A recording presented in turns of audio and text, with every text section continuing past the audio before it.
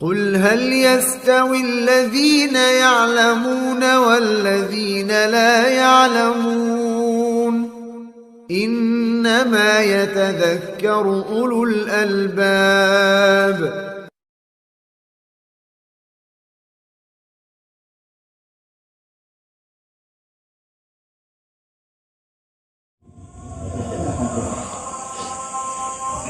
Baik, kita masuk ke tanya jawab. Ada pertanyaan dua pertanyaan dari WA, dari medsos maksudnya. Assalamualaikum warahmatullahi wabarakatuh. Waalaikumsalam warahmatullahi wabarakatuh. Ustaz, takdir Allah ini sering disebut juga dengan qada dan qadar, sehingga mungkin sebagian kita pernah mendengar bahwa rukun iman yang keenam adalah iman kepada qada dan qadar. Apa yang dimaksud dengan qada dan qadar itu, Ustaz? Barakallahu fikum wa fikum barakallah. Kalau ya, kita sering mendengar, memang benar ini pertanyaan, sering mendengar pernyataan qada dan qadar. Ada yang tahu apa bedanya? Qada apa itu, qadar apa itu? Ada yang tahu? Ya, qada dan qadar ini seperti Islam dan iman. Dia jika dipisah, qada bermakna qadar, qadar bermakna qada. Jika dia terpisah, ya, jika dia disebut secara terpisah. Tetapi apabila dia disebut secara bergandengan, qada dan qadar, kan bergandengan, maka kita katakan bahwa qada itu ketetapan Allah yang tertulis di Al-Lauhul Mahfuz, sedangkan qadar ketetapan Allah yang terjadi, yang sudah terjadi, itu qadar namanya. Tapi dia belum terjadi dan akan terjadi, dia disebut dengan qada, ketetapan. Dia baru ketetapan, belum terjadi, tapi akan terjadi. Tapi bisa jadi juga tidak terjadi, bisa jadi tidak terjadi. Kenapa tidak terjadi? Di antaranya doa seorang hamba, sebagaimana dalam hadis Tirmizi, la yaruddul qadara illa du'a. Tidak ada yang bisa menolak takdir kecuali doa. Takdir sesuatu yang terjadi itu bisa ditolak dengan apa? Dengan doa. Juga dengan usaha kita mendekat kepada Allah. I'malu, kata Nabi SAW, kullun muyassarun lima khuliqalah. I'malu, beramalah kalian, karena semua manusia akan dipermudah terhadap apa yang telah dia lakukan. Jadi kalau kita melakukan yang baik, dalam surat Al-Lail, fa amma man a'ta wattaqa wa saddaqa bil husna fasanuyassiruhu lil yusra. Kami mudahkan dia kepada yang baik. Fa amma man a'ta wattaqa, siapa yang suka memberi, bertakwa, wasaddaqa bil husna, dia benarkan yang al husna, yang baik, di antara penafsiran adalah surga, maka kami mudahkan dia menuju kemudahan atau kebaikan. Wa amma man bakhila wastaghna wa kadzdzaba bil husna fasanuyassiruhu lil usra. Adapun yang suka berdusta, wa amma man bakhila, dan yang dia pelit, wastaghna, dan suka merasa cukup, sombong, ya, wakadzdzaba bil husna, mendustakan yang baik, yang surga, di antara penafsirannya, maka kami mudahkan juga dia menuju jalan yang sulit. Allah hina dia, dengan Allah bahasakan, kami mudahkan menuju yang sulit, neraka. Allah apabila ingin menghina hamba, Allah terkadang bahasakan fabasyirhu bi'adzabin alim, beritakanlah kabar gembira kepadanya tentang azabku yang pedih. Azab pedih Allah bahasakan dengan beritakanlah kabar gembira. Ya, itu al-hina namanya. At-taubih, untuk menghina. Allah jika ingin menghina hamba, Allah katakan fabasyirhu bi'adzabin alim. Beritakanlah berita gembira, kabar gembira kepadanya tentang azabku yang pedih. Padahal azab pedih, tapi Allah bahasakan dengan berita gembira. Itu tanda Allah menghina, tanda Allah menghina. Lil ihtiqar lit taubih. Maka perbedaan qada dan qadar, jika qadar itu takdir ya, jamaknya adalah aqdar, jamak dari qadar. Jadi qadar itu sama dengan taqdir, sudah terjadi qadar namanya, masih ketetapan qada namanya. Kita bisa dipahami insyaallah itu perbedaan qada dan qadar. Barakallahu fikum katanya, wa fikum barakallah. Kita lihat pertanyaan berikutnya dari Padang ya, inisialnya ES. Assalamualaikum Ustaz. Waalaikumsalam warahmatullahi wabarakatuh.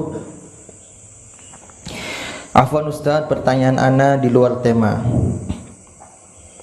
Ana seorang mahasiswi yang kuliah di kampus umum, yang mana di kampus tentu ada organisasi. Sebagai seorang mahasiswi, ana ingin juga masuk di organisasi tersebut untuk menambah pengalaman dan keuntungan lainnya. Namun mengingat di organisasi tersebut juga ikhtilat ini maksudnya campur baur ya, laki-laki dan perempuannya, dan terkadang juga ada rapat organisasi yang mengharuskan untuk pulangnya agak lama dari jadwal pulang biasanya. Apakah cukup bagi seorang akhwat untuk belajar saja Ustaz tanpa harus ikut organisasi di kampus? Syukran, jazakallahu khairan wa jazakillahu khairan. Ini yang bertanya seorang mahasiswi. Baik, apabila pertanyaannya seperti ini, maka kita tidak menyarankan ikut organisasi yang campur baur. Tapi jika ada organisasi misalnya forum ya, mungkin di kampus disebut dengan forum lembaga, forum an-nisa lah misalnya, forum kumpulan wanita-wanita muslimah yang ingin belajar agama, kemudian mengundang ustazah misalnya untuk kajian-kajian, atau ustaz dia undang untuk kajian-kajian, atau belajar tahsin, belajar bahasa Arab, belajar akidah, ini tidak masalah. Tetapi apabila campur baur, kemudian pulangnya agak lama, jika yang dimaksud agak lama sampai malam hari, tentu ini tidak baik. Sudah banyak pelanggaran agama yang dia lakukan kalau sudah campur baur laki-laki dengan perempuan. Maka kita nasihatkan kepada para muslimah semua, hendaknya kita apabila ingin mengikuti kegiatan tersebut yang mendekatkan kita ke surga Allah dan menjauhkan kita dari neraka Allah. Tapi kalau ada kegiatan, sebenarnya ini bukan nasihat untuk wanita saja, buat kita semua. Nah, hendaknya apa yang kita lakukan dari kegiatan-kegiatan itu membuat kita dekat kepada Allah. Seperti sekarang kita ngaji ya, kira-kira kita ngaji di sini secara kasat mata, ini mendekatkan diri kita kepada Allah, kepada surga, atau mendekatkan kepada neraka? Surga. Adapun nanti ada yang masuk neraka karena ikut kajian ini, boleh jadi ada. Jika nggak ikhlas, itu kita nggak paham. Itu bicara masalah hati. Kita nggak mau masuk ke hati manusia. Kita nggak bisa masuk ke ranah hati manusia, karena itu urusan dia dengan Allah. Tapi secara kasat mata, siapa saja belajar agama, berarti dia sedang berusaha mendekatkan diri dia ke surga. Secara kasat mata, siapa saja yang merokok, main judi, duduk di kafe-kafe yang sana ada musik, apalagi dengan para perempuan, dia laki-laki, perempuan-perempuan yang tidak halal dengan dia, secara kasat mata berarti dia sedang mendekatkan diri menuju jalan ke neraka, ke jurang-jurang neraka. Adapun nanti dia masuk surga, itu kita juga nggak tahu. Karena hati itu urusan dia dengan Allah. Kita hanya bisa menilai yang lahir, ya kan? Maka pertanyaan seorang akhwat ini, saudari kita ini, kalau kita lihat secara kasat mata, ikhtilat, cepat baur, dan dia sengaja masuk ke sana, sengaja kan, masuk organisasi tersebut. Berarti dia atau siapapun yang ikut itu, maka kita khawatir dia sedang berjalan bukannya ke surga, tapi ke jurang-jurang api neraka. Oleh karenanya kita tidak menyarankan, dan juga kalau ada tempat belajar yang tidak campur baur, tentu itu lebih baik menjadi pilihan kita. Kita pengen dapat titel yang tinggi, dibanggakan orang tua, tapi kita langgar ketentuan-ketentuan Allah, maka tidak mungkin kita akan dapatkan keridhaan Allah jika kita melanggar ketentuan Allah. Wallahu a'lam. Pertanyaan berikutnya, Assalamualaikum Ustaz. Waalaikumsalam warahmatullahi wabarakatuh. Mau tanya, tetangga saya mengadakan pesta musik organ tunggal di rumah saya katanya. Apakah boleh Ustaz, dan berdosa mau saya? Dan berdosakah saya? Itu mungkin ya. Baik. Kalau kita biarkan tetangga kita minta izin, misalnya ingin mengadakan pesta yang di sana ada organ tunggal, kemudian kita biarkan atas nama segan dengan tetangga, atas nama berbuat baik, itu salah, dosa. Mungkin kita punya halaman besar, tetangga kita sempit halamannya, nggak punya halaman bahkan. Kemudian kata tetangga kita, kami mau pesta walimah dan ingin undang organ tunggal, apakah boleh kami dirikan panggung di sini? Kata kita, silakan. Kita sudah tahu, maka dosa. Berarti kita telah berserikat dalam dosa. Hadisnya, dalilnya jelas, wala ta'awanu 'alal ismi wal 'udwan. Jangan kalian tolong menolong dalam perbuatan dosa dan permusuhan. Itu jelas dosa. Maka enggak boleh. Bahkan walaupun yang minta adik kita sendiri, kerabat kita sendiri, dalam rumah kita sendiri, kalau masih maksa, kita katakan, saya enggak akan hadir. Harus tegas kita, harus punya prinsip. Kalau itu yang kalian lakukan, kita enggak akan hadir. Kita berlepas diri dari apa yang kalian lakukan. Nasihat sudah sampai, nasihat kita sudah sampai, masih yang kalian lakukan, maka kami berlepas diri. Harus tegas, harus berprinsip. Jangan atas nama kita segan, nanti kita dibilang keras, katanya tiba-tiba kita izinkan orang-orang bermaksiat di rumah kita. Baik. Pertanyaan berikutnya. Bismillah, Assalamualaikum Ustaz. Waalaikumsalam warahmatullahi wabarakatuh. Afwan, Ana dari Batu Sangkar mau bertanya, gimana hukumnya saya menjual daster yang tidak menutup aurat? Niat saya untuk dipakai di dalam rumah, terutama di depan suami, tapi ternyata yang beli dipakai di luar rumah. Apakah Anda berdosa, Ustaz? Syukran atas jawabannya, Ustaz. Afwan. Baik. Jangankan daster, pakaian yang lebih sempit dari daster, ya, yang lebih terbuka dari daster boleh dijual. Kalau tanya boleh atau tidak. Tapi kita, ketika ada yang beli, kita lihat juga siapa muslimah yang membeli. Apakah yang membeli ada ciri-ciri dia akan memakainya? Kita bisa lihat dari penampilan secara zahir. Kalau dia berhijab dengan baik, ya kan?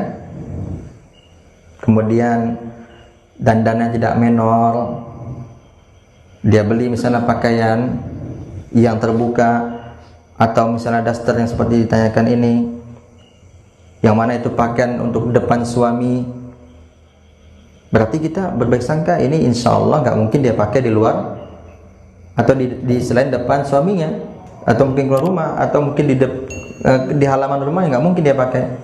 Karena zahirnya, kembali lagi kepada yang kita bahas tadi, zahir orang kita lihat, karena dia pakaiannya baik, hijabnya dalam misalnya, dandannya tidak menor, maka kita jual nggak masalah.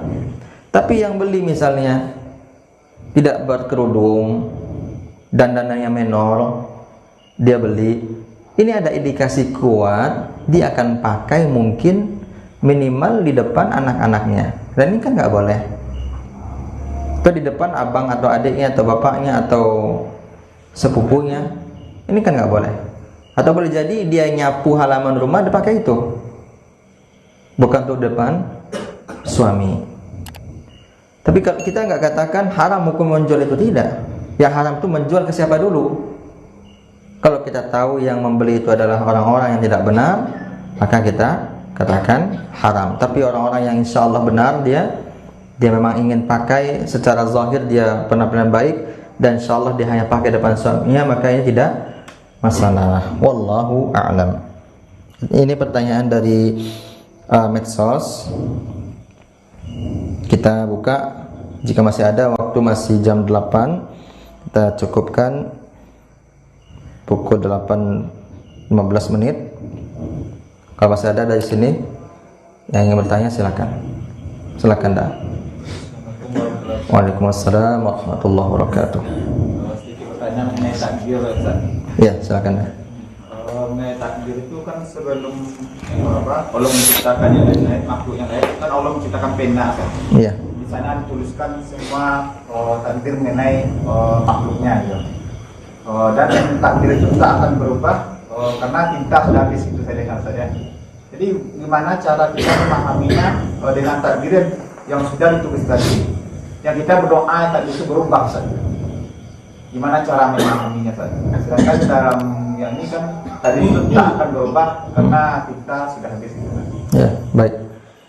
Pertanyaan yang cukup berat. Barakallahu fiik. Pertama kepada Uda kita, semoga Allah memberkahi Uda. Bagaimana cara kita memahami bahwa takdir itu bisa berubah? Dengan doa. Sedangkan takdir sudah Allah tulis. Maka kita katakan Allahu a'lam. Kenapa demikian? Karena itulah keajaibannya doa. Ya, keajaiban doa. Kalau ingin memahami secara rinci, tentu kita nggak mungkin bisa. Tapi hanya kita bisa pahami secara umum, itulah keajaiban doa. Dan tidak mungkin bertentangan antara hadis Nabi yang satu dengan hadis yang lain. Yang mengatakan awwalu ma khalaqallahu al-qalam, pertama kali yang Allah ciptakan adalah pena, itu kan Nabi juga. Kemudian Allah mengatakan uktub, ma aktub, kata pena, kullal maqadir, kata Allah, semua takdir, kata Allah. Tidak bertentangan dengan hadis yang ini, yang la yaruddul qadar ila du'a, tidak bertentangan sebenarnya. Kita hanya bisa memahami bahwasanya itulah keajaiban doa, bahwa doa bisa mengubah apa yang sudah ditakdirkan. Kenapa demikian? Maka kita katakan Allahu a'lam. Karena ini masalah rahasianya Allah Subhanahu wa ta'ala, yang kita nggak bisa masuk ke sana. Kita nggak bisa masuk. Kita hanya bisa sami'na wa ta'na, taslim. Kita hanya bisa menyerahkan diri kita, mengimaninya, tanpa kita bertanya lebih dalam tentang hal itu. Kita akan dipancing oleh pertanyaan-pertanyaan seperti itu. Kita akan dipancing. Tapi buang pertanyaan-pertanyaan demikian. Kita imani bahwasanya hadis itu benar dan tidak mungkin bertentangan dengan hadis yang satu lagi. Karena dua-duanya hadis yang sahih. Minimal kita bisa memahami bahwa doa merupakan hal yang bisa menembus apapun, termasuk takdir bisa ditembus oleh doa. Karena Allah Ta'ala mengatakan ud'uni dalam surat Ghafir, ud'uni, berdoalah kalian semua kepadaku, astajib lakum, pasti akan aku perkenankan. Jadi apapun doa kita, Allah akan perkenankan insyaallah. Dan kita ini insyaallah akan dimudahkan kepada takdir yang sudah ditetapkan insyaallah. Kita ini insyaallah akan dimudahkan kepada takdir yang sudah ditetapkan. Maka jika kita ingin takdir yang baik, dekat-dekatlah kepada Allah. Dekat-dekatlah kepada Allah. Dan jangan kita mau dipermainkan oleh iblis, memikirkan takdir begitu dalam. Tugas kita sekarang beribadah,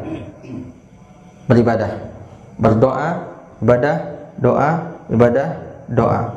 Apa doanya supaya kita tidak berubah-ubah? Allahumma ya muqallibal qulub, tsabbit qalbi ala dinik. Supaya kita tidak berubah. Kita sudah bisa memilih. Ini baik, ini buruk, kita kan tahu. Mana api, mana air, kita kan tahu. Kita tahu api itu panas, jangan dipegang. Jangan dipegang. Salah kita kenapa kita pegang sehingga tangan kita terbakar. Sama dengan itu, kita tahu itu maksiat, kita ke sana. Salah kita. Maka kita enggak boleh juga menyalahkan takdir. Enggak boleh kita menyalahkan takdir. Takdir saya. Qadarullah saya sudah merokok 2 bungkus. Enggak boleh. Qadarullah saya main musik. Enggak bisa. Kita enggak boleh berdalil dengan takdir terhadap maksiat yang kita kerjakan, karena tidak boleh menyandarkan keburukan kepada Allah. Walaupun ada takdir yang buruk jangan kita sandarkan kepada Allah, nggak boleh. Cukup itu yang harus kita ketahui. Kemudian kita ingat firman Allah di dalam surat Al-Infitar, dalam surat yang dalam ayat yang terakhir, wa ma tasyauna illa ay yasha Allahu rabbul alamin. Dan apa saja yang kalian kehendaki, tidaklah wa ma tasyauna, melainkan Allah sudah mengkehendakinya itu. Jadi kehendak kita di bawah kehendak Allah. Keinginan kita di bawah keinginan Allah Subhanahu wa taala. Dan apa saja yang ditakdirkan kepada kita tidak akan terluput. Dan apa saja yang tidak ditakdirkan tidak akan bisa kita menolaknya, kecuali dengan doa. Dan tentu memahami ini tidak bisa sekali duduk seperti ini. Dia harus rutin dipelajari supaya kita paham. Sekali lagi, masalah takdir ini masalah yang cukup berat. Kita berusaha tidak terlalu dalam-dalam membahasnya. Saya belajar tentang takdir ini dari buku Al-Mukhtasar fil Qadar, judulnya, tulisan Syekh Profesor Ibrahim Ar-Ruhaili. Langsung beliau yang mengajar, itu setengah semester belajar sama beliau. Bukunya tipis ya, ringkasan tentang keyakinan terhadap takdir, tulisan beliau Profesor Dr. Ibrahim Ar-Ruhaili hafizahullah, dosen kita dahulu semester 8. Beliau langsung yang ngajar, beliau penulisnya, beliau langsung ngajar. Itu setengah semester kita belajar tentang takdir. Dan semester dulu sebelumnya juga kita belajar takdir juga. Semester dulu juga belajar takdir, tapi dari buku yang lain. Artinya memahami takdir memang harus pelan-pelan, dan jangan sampai kita terlalu tenggelam terhadap hal-hal yang sukar dibahas atau sulit dibahas, atau hal-hal yang rumit dibahas dalam masalah takdir, karena nanti kita bisa salah paham. Oke, ada ya. Wallahu a'lam. Kita lihat pertanyaan, ada di sini? Baik, tidak ada. Kita lihat pertanyaan yang masuk. Ini 2 pertanyaan lagi, kita tutup dengan ini. Assalamualaikum Ustaz, saya Aldi dari Tangerang. Apa pandangan Ustaz tentang pembubaran FPI.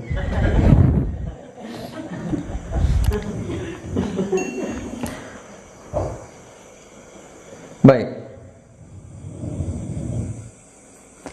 Ini takdir ya.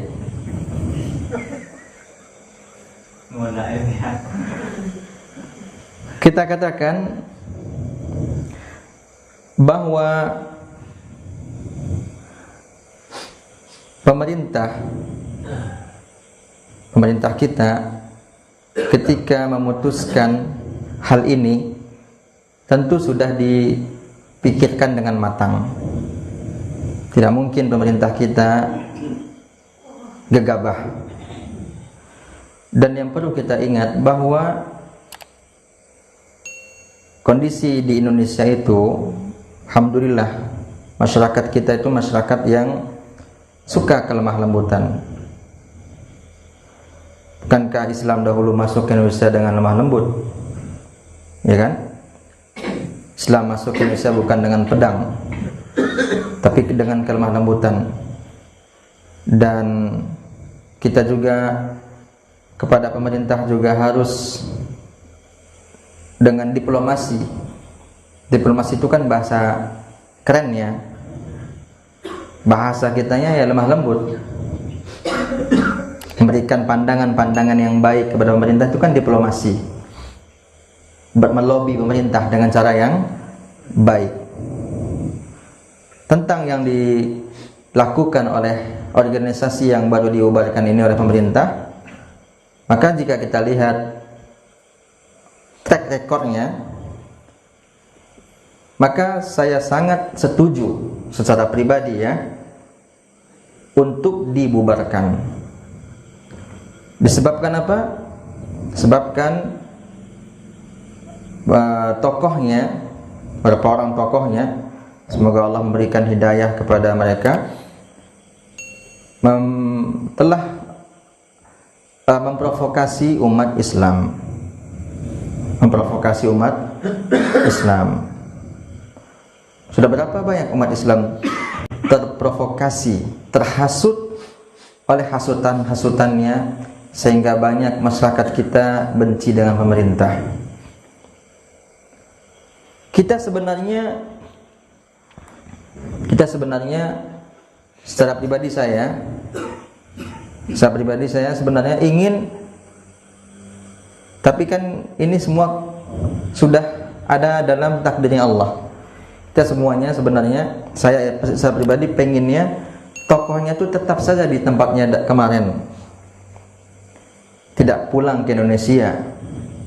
Tapi dengan pulangnya banyak hal-hal yang terjadi dan mengganggu stabilitas keamanan negara kita. Maka kita katakan pandangan saya secara pribadi ya, bahwa saya setuju itu dibubarkan. Kalau bicara baik, tentu setiap sesuatu ada baik ada buruknya, tapi ini buruknya lebih banyak. Lebih banyak buruknya, lebih fatal terhadap keamanan negara kita.